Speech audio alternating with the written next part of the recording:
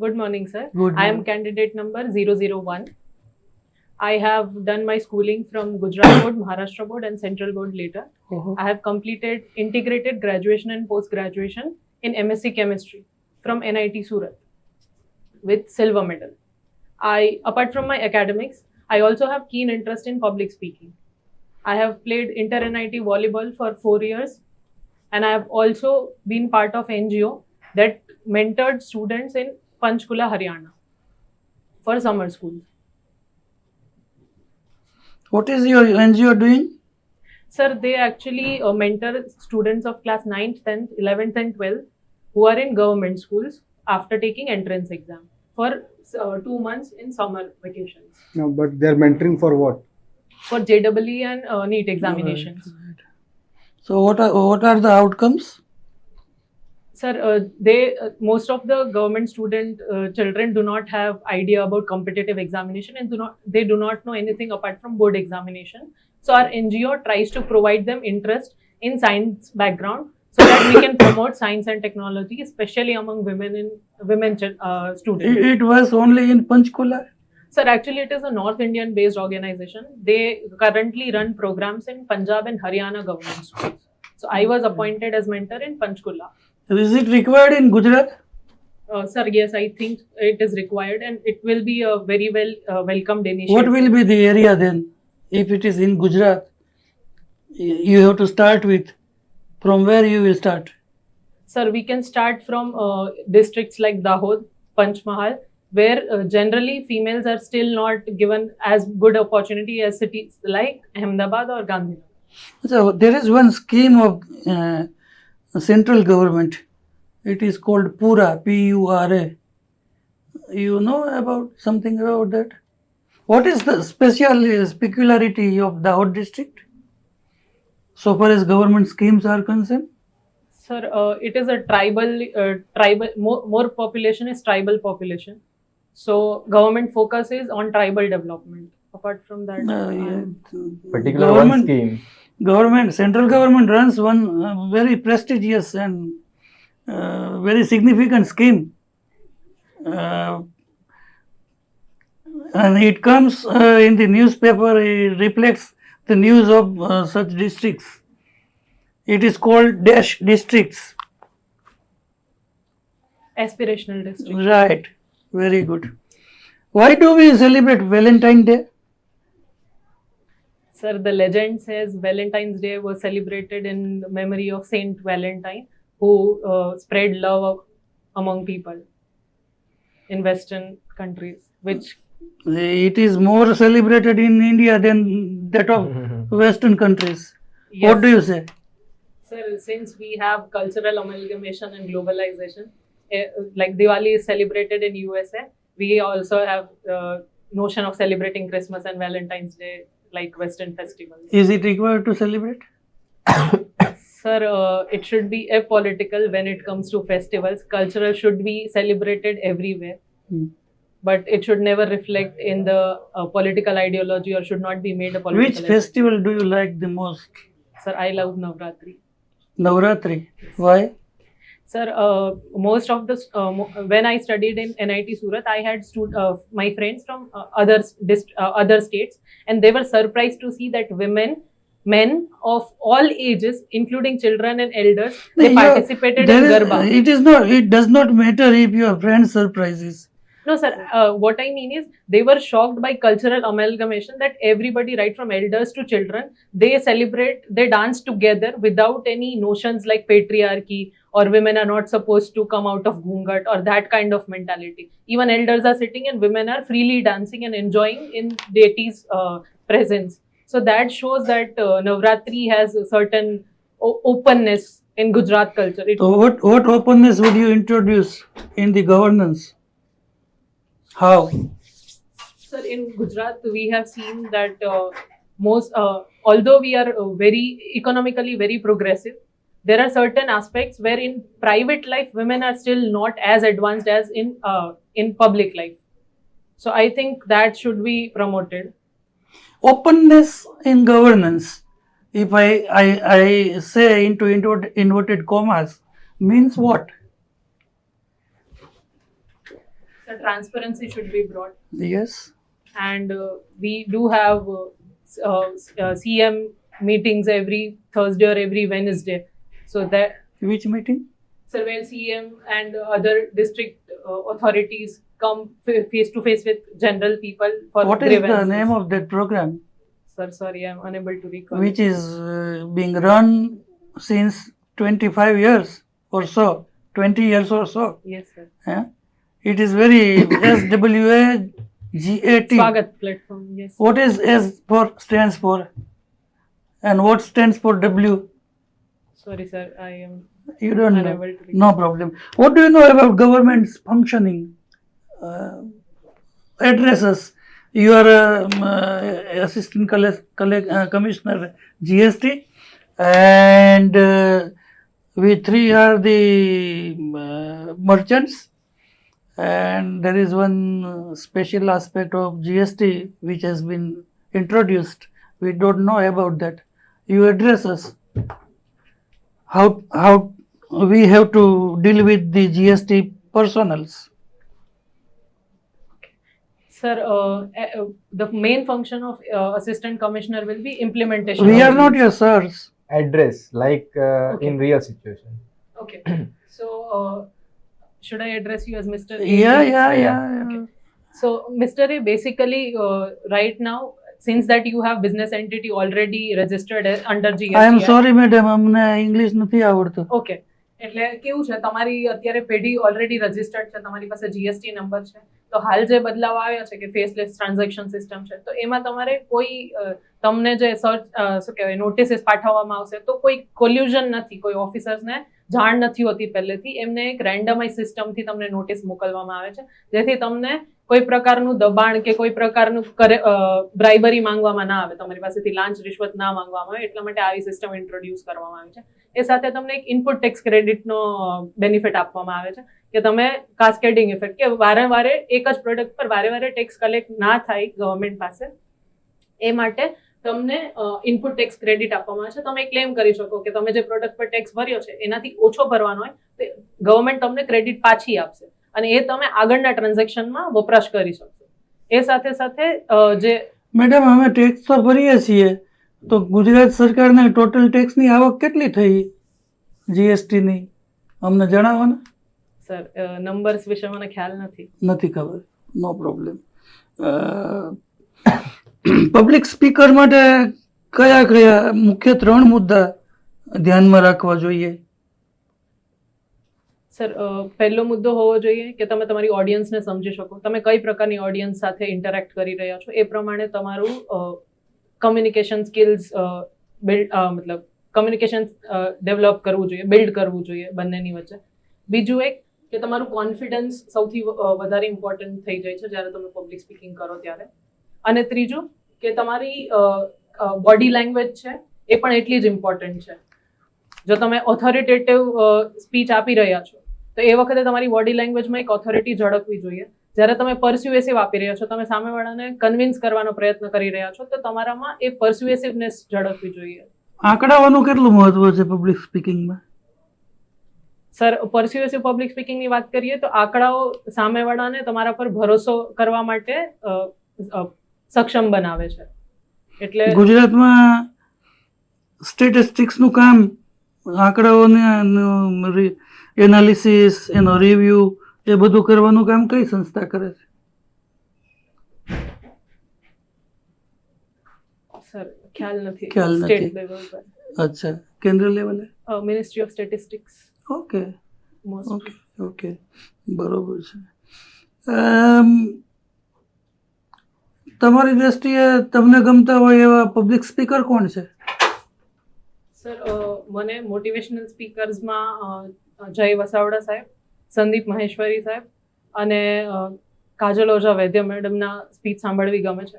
પણ હું એવું માનું છું કે પોલિટિકલ લીડર્સ લાઈક આપણા પ્રાઇમ મિનિસ્ટર નરેન્દ્ર મોદી સાહેબની પબ્લિક સ્પીકિંગ બહુ કઈ નવી રીત એમણે અજમાવી છે લોકોને એડ્રેસ કરવા માટે? દર મહિને એક વખત? હા, એક મિનિટ સર, યાદ કરું.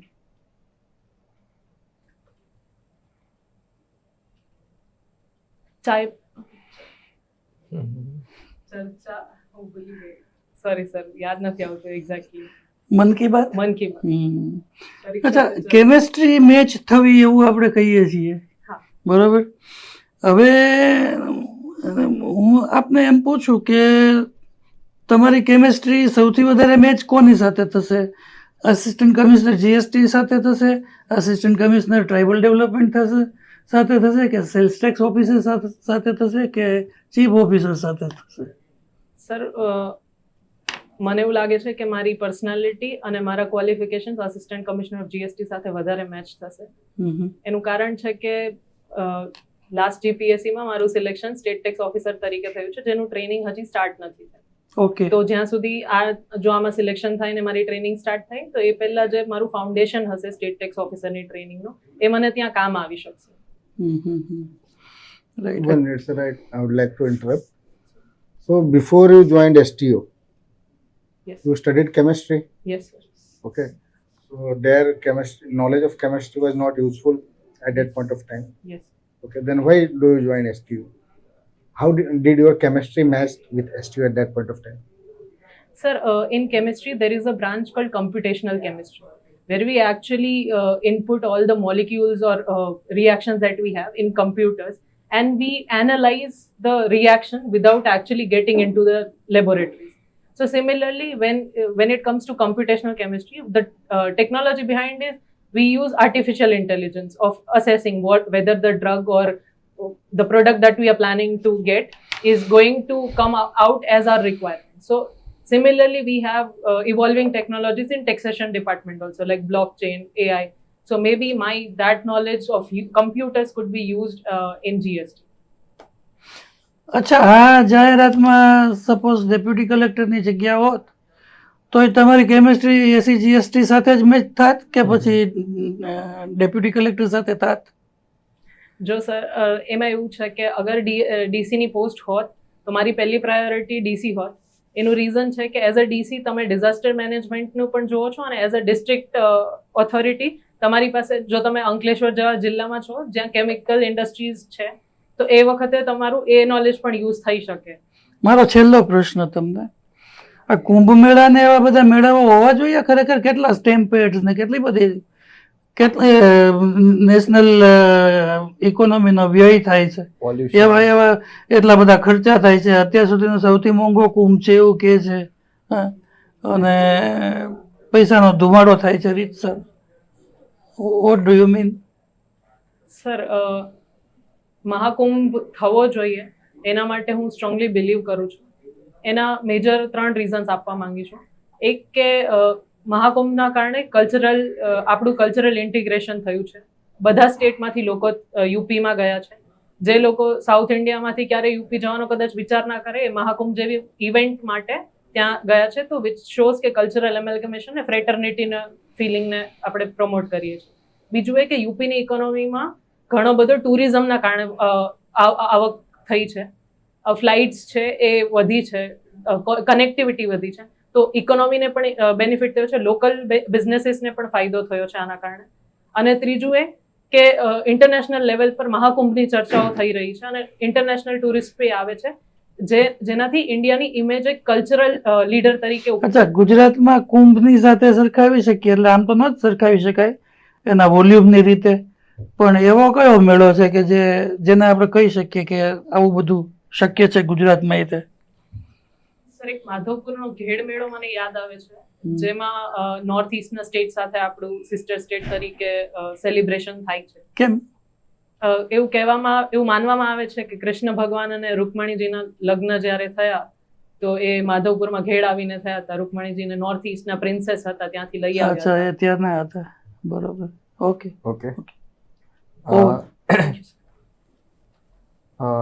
રિસન્ટલી આપણા પ્રાઇમ મિનિસ્ટર જે છે એ કોઈ 1-2 દેશોની વિઝિટ ઉપર છે. એમાં રિસન્ટલી એક જેસ્ચર જોવા મળ્યું હતું કે એક રાષ્ટ્રના પ્રેસિડેન્ટ દ્વારા એમની ચેરને મૂવ કરવામાં આવી. આ ઇન્સિડન્ટ વિશે તમને કંઈ ખ્યાલ છે? ના સર, આ ચેર નહીં. ઓકે, કંઈ વાંધો નહીં. તો આ જે પીએમની અત્યારે યુએસ વિઝિટ છે એના કંઈ મેજર આઉટકમ જણાવી શકશો?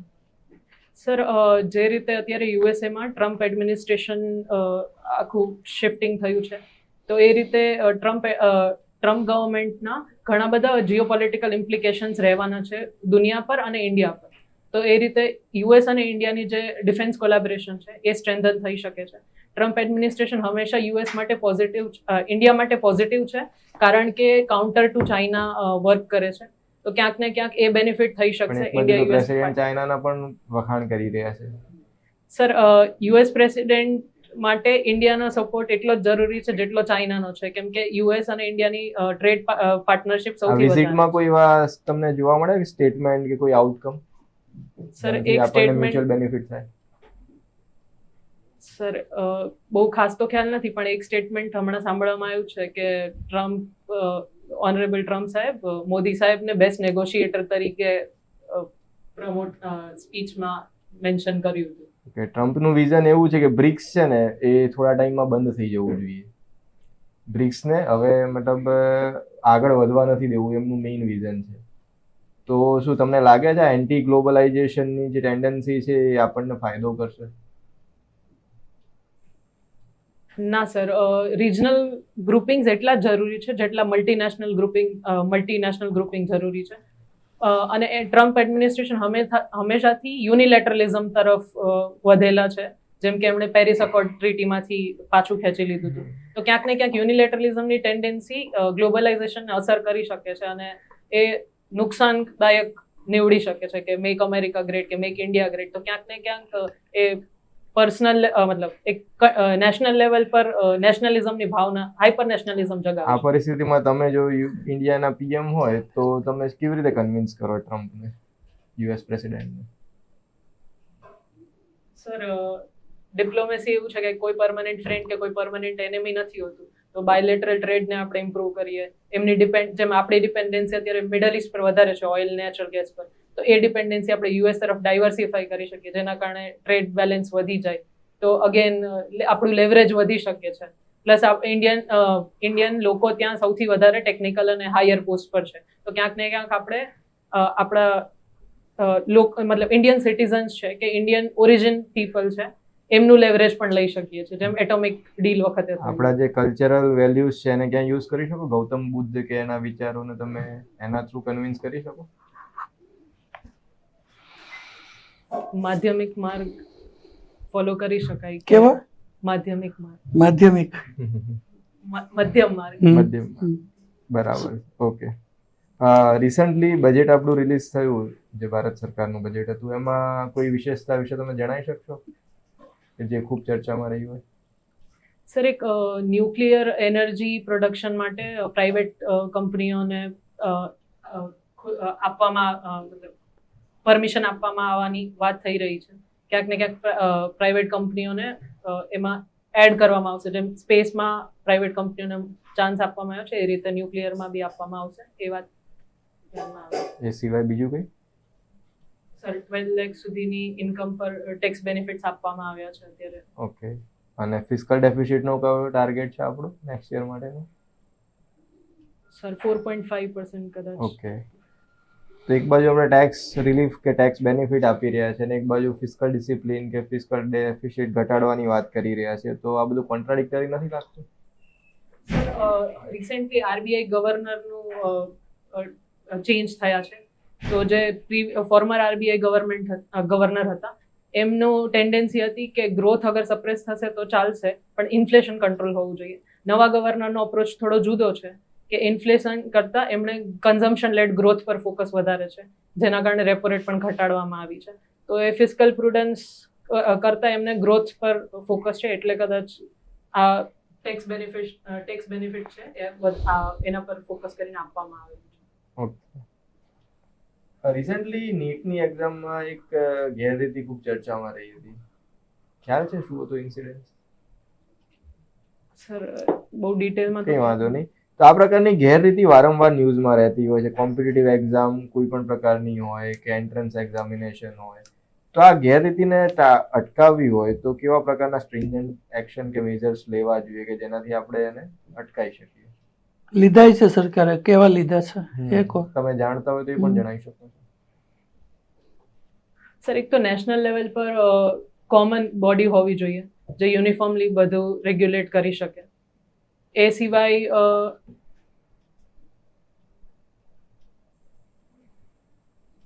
નેશનલ ટેસ્ટિંગ એજન્સીનું ચયન કરવામાં આવ્યું એ તો છે છે જ. નીટના રેગ્યુલેશન હમ. બીજા તો સર ગવર્મેન્ટ સ્ટેપ્સ કોઈ સરકારે કાયદો પસાર કર્યો હોય કે એવું કંઈ હા સર શું છે? રિસેન્ટલી જ પાર્લામેન્ટમાં બિલ પસાર કરીને એક્ટ બનાવવામાં આવ્યું છે જેમાં જો ગેરરીતિ કરતા પકડાય તો એના પર સ્ટ્રિન્જન્ટ મેજર્સ છે કે એમને આગળની પરીક્ષાઓમાં બેન કરવામાં આવી શકે. ડિટેલ સર ખાસ ધ્યાનમાં નથી. ઓકે, કંઈ નહીં, તમે તમારા ઇનોવેટિવ કોઈ સ્ટેપ સજેસ્ટ કરી શકો આવી ગેરરીતિને અટકાવવા માટે હાલના ટેકનોલોજીના સમયમાં? સર જે રીતે આપણે બાયોમેટ્રિક સિસ્ટમ છે તો અટેન્ડન્સમાં બાયોમેટ્રિક સિસ્ટમનું ઇન્ક્લુઝન કરી શકાય હમ. કે જે આપણે થંબ પ્રિન્ટ્સ લઈએ છીએ એની જગ્યાએ બાયોમેટ્રિક જો વેરિફિકેશન થતું હોય તો જેથી ફેક કે ડમી કેન્ડિડેટ્સને રૂલ આઉટ કરી શકાય. ઓકે, પછી એ સાથે ઓનલાઈન એક્ઝામિનેશનને પ્રમોટ કરી શકે જે પેપર પર છે એની જગ્યાએ ઓનલાઈન જો થઈ શકતી હોય તો જેમ કે કેટની એક્ઝામ થાય છે online. Okay. Okay. Lime juice, caustic soda, water, and wine. Among these, which has the highest pH value? Lime juice, Caustic soda, water, and wine.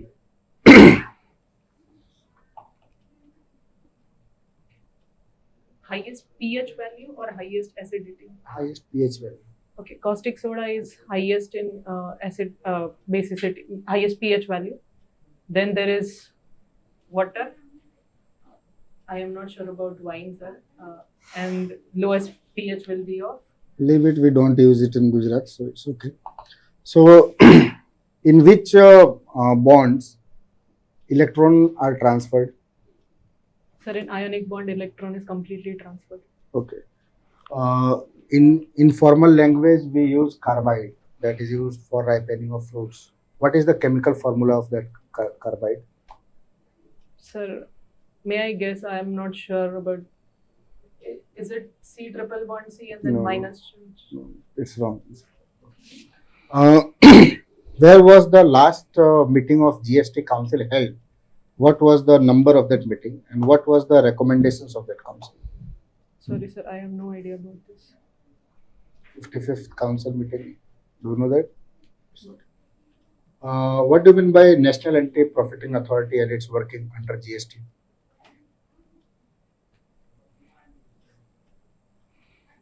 Sir, there are some businesses when GST rates are reduced, the benefit is not transferred to the citizens or the taxpayers. So, National Anti-Profiteering Agency makes sure that the benefits which GST Council or government gives to the businesses gets back to citizens and not just stays with the business in terms of their profit margins. Okay. The post at which you were selected, STO, do you know the equivalent post in CGST? You were in SGST. So, what is the equivalent post in CGST? Sir, income tax officer. I don't know about it. Income tax is Income indirect tax is tax? part of Direct. GST? No, Is it GST? It is part of direct tax. Okay. Who is the current chairman of Finance Commission and which Finance Commission has been constituted? 16th Finance Commission, NK Singh, sir. 50. Sorry, sir, I didn't know. Okay. So, you had played volleyball. Yes, sir. The popularity which cricket got and the individual sports like wrestling, badminton, and so on, it got in India. The same popularity is not with volleyball. Although we have very good players, we have the eligible physical criteria to play volleyball, but still we are not champion. What's the reason? Sir, India in particular has India does not have a very great culture when it comes to sports, except cricket. We do not see sports being promoted in schools especially after 10th and 12th classes. So somehow this reflects in all the sports, but individual sports have tendency of coming at international level. We have medals in individual sports is because of their individual aspirations. But in team sports like volleyball, there needs specific players and coaches, which we probably lack in terms of volleyball. Do we have a women volleyball team? No, sir, not at international level. India is not represented there. Okay. Who is your favorite freedom fighter? Sir, I am inspired by Bhagat Singh ji. Okay. So one teaching or one thing which you could get from the life of Bhagat Singh, which you would like to apply as a government officer, would be? Sir, his adaptability is something that I would like to inculcate in myself. Please Because- elaborate. Sir, he was a strong-headed freedom fighter who initially believed in revolution by armed means. But later, when he was in jail and after he got to learn about Marxism, his approach was changed. He also believed in ways in socialist ways rather than just complete overruling of authority. So I think how he transformed his mental state, I can as a government servant learn to be open in my mindset so that best practices could be used in my career. Okay. So you used one term Marxism. Can you differentiate between socialism, Marxism, and Leninism? Sir, I don't know about. Okay.